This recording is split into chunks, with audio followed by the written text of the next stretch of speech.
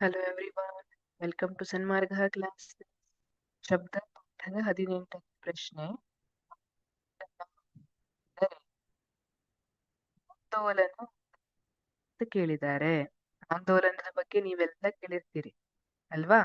ಈಗ ಜೋಕಾಲಿ ಮೇಲೆ ಕುತ್ಕೊಂಡಿದ್ದೀರಿ, ಹಿಂದೆ ಮುಂದೆ ಹೋಗುತ್ತೆ ಜಿಪ್ ಅಲ್ವಾ? ಅವಾಗ ಎಷ್ಟು ಆಂದೋಲನ ಹಾಗಿದ್ರೆ ಆಂದೋಲನ ಎಂದರೆ ಒಂದು ವಸ್ತುವು ಹಿಂದಕ್ಕೆ ಮತ್ತು ಮುಂದಕ್ಕೆ ಚಲಿಸುವ ಚಲನೆಯೇ ಆಂದೋಲನ. ಒಂದು ವಸ್ತು ಹಿಂದೆ ಮತ್ತೆ ಮುಂದೆ ಚಲಿಸುವಂತಹ ಚಲನೆ ಏನಿದೆ ಅದನ್ನ ಆಂದೋಲನ ಅಂತ ಕರಿತೀವಿ. ಉದಾಹರಣೆ, ಜೋಕಾಲಿಯ ಮೇಲೆ ಬೀಕುವಂತದ್ದಿರ್ಬಹುದು. ಇನ್ಯಾವ ಉದಾಹರಣೆ? ಒಂದು ಸಿಂಪಲ್ ಪೆಂಡುಲಮ್ ಅನ್ನ ತಗೊಂಡ್ರೆ ಅದನ್ನ ತೂಗಿ ಬಿಟ್ಟಾಗ ಅದು ಹಿಂದೆ ಮತ್ತೆ ಮುಂದಕ್ಕೆ ಚಲಿಸ್ಲಿಕ್ಕೆ ಪ್ರಾರಂಭವಾಗ್ತದೆ. ಅದನ್ನ ಆಂದೋಲನ ಅಂತ ಕರಿಬಹುದು.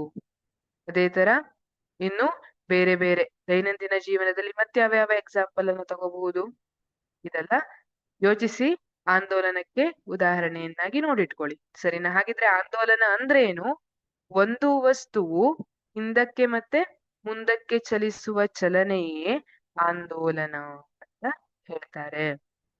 ಒಂದು ವಸ್ತು ಒಂದು ಸೆಕೆಂಡಿನಲ್ಲಿ ಎಷ್ಟು ಆಂದೋಲನಗಳನ್ನ ಮುಗಿಸಿದೆ ಅದನ್ನ ನಾವು ಆವೃತ್ತಿ ಅಂತ ಹೇಳ್ತೀವಿ.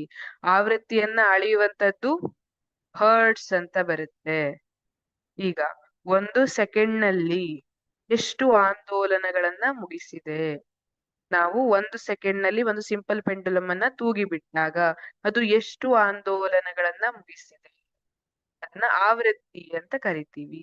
ಆವೃತ್ತಿಯನ್ನ ಹರ್ಟ್ಸ್ ಅಲ್ಲಿ ಹೇಳ್ತೀವಿ. ಹರ್ಟ್ಸ್ ಬಗ್ಗೆ ನೀವು ಕೇಳಿರ್ತೀರಿ ಅಲ್ವಾ? ಮಾನವನ ಶ್ರವ್ಯ ಶ್ರವಣ ವ್ಯಾಪ್ತಿ ಏನಿದೆ ಅದು 20 ಹರ್ಟ್ಸ್ ಇಂದ 20 ಕಿಲೋ ಹರ್ಟ್ಸ್ ಅಥವಾ 20,000 ಹರ್ಟ್ಸ್ ಅಂತ ಹೇಳ್ತೀವಿ. ಹರ್ಟ್ಸ್ ಏನು? ಅದು ಆವೃತ್ತಿಗೆ ಸಂಬಂಧಪಟ್ಟಿತ್ತು. ಈ ಆವೃತ್ತಿ ಏನಿದೆ ಇದು ಒಂದು ಸೆಕೆಂಡ್ನಲ್ಲಿ ಆಗುವ ಆಂದೋಲನಕ್ಕೆ ಸಂಬಂಧಪಟ್ಟಿತ್ತು. ಆದ್ರೆ ಇದೆಲ್ಲ ನಮ್ಗೇನ್ ಬೇಡ. ನಮ್ಗೆ ಕೇಳಿರೋ ಪ್ರಶ್ನೆ ಏನು? ಆಂದೋಲನ ಎಂದರೇನು ಅಂತ ಕೇಳಿದ್ದಾರೆ. ಒಂದು ವಸ್ತುವು ಹಿಂದಕ್ಕೆ ಮತ್ತು ಮುಂದಕ್ಕೆ ಚಲಿಸುವ ಚಲನೆಯೇ ಆಂದೋಲನ ಅಂತ ಹೇಳ್ತೀವಿ. Thank you.